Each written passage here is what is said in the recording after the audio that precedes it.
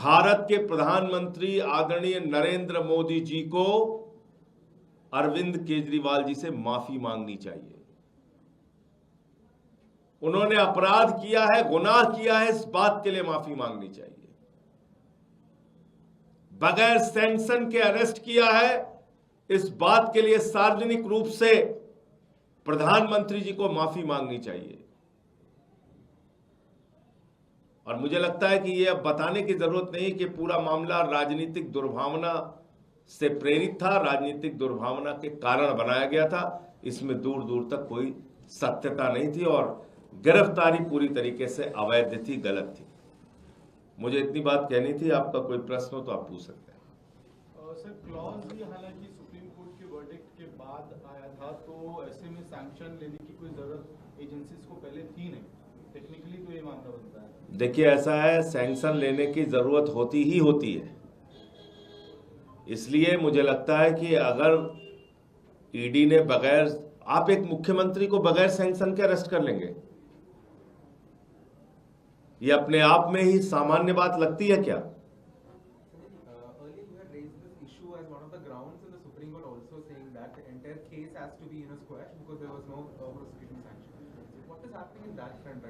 वो कोर्ट उसके बारे में तय करेगा, उस पर मैं कोई टिप्पणी नहीं कर सकता। जो मामला कोर्ट में है उसमें कोर्ट में बात करेंगे ना। मैं तो बात कर रहा हूं लीगलिटी की।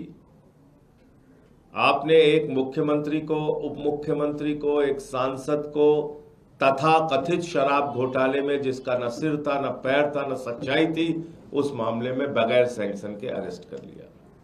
ये पूरा मामला। कल आपने ट्वीट किया जिसमें दिल्ली के जो चुनाव अधिकारी हैं उनके हैंडल से आरटी किया गया था बीजेपी का, आपने उस पर सवाल भी खड़े किए थे। सवाल क्या, आप तो ये मतलब वो जो यहाँ का जिला निर्वाचन अधिकारी है वो तो खुलेआम अब कह रहा है कि जब प्यार किया तो डरना क्या, तो खुल के सामने आ गया मैदान में। जब बीजेपी के ट्वीट को आरटी कर रहा है वो, तो बड़े आसानी से आप समझ सकते हैं कि उसका कितना गहरा रिश्ता भारतीय जनता पार्टी से है। अब ज्वाइन करके प्रचार भी करेगा उनके लिए।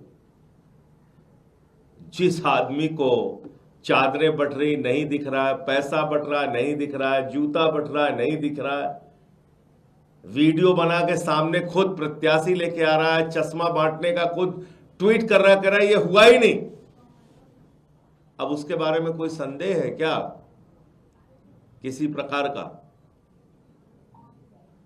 कि उसने कोई कमी छोड़ रखी है अपनी ओर से बीजेपी के साथ उसके रिश्तों में?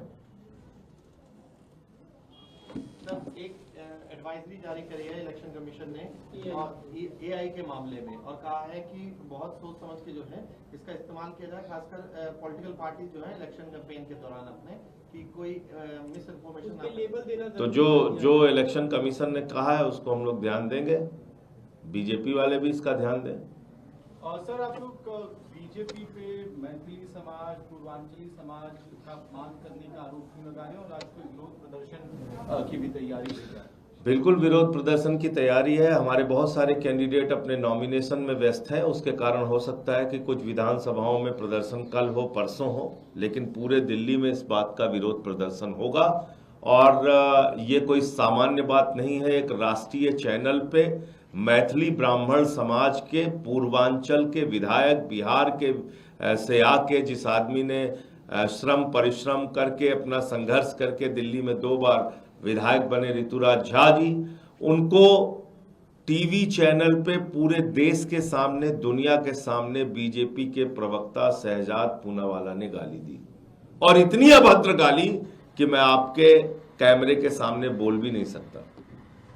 क्या ये मैथिली ब्राह्मण समाज का अपमान नहीं है? क्या ये पूर्वांचली समाज का अपमान नहीं है? हर दिन भी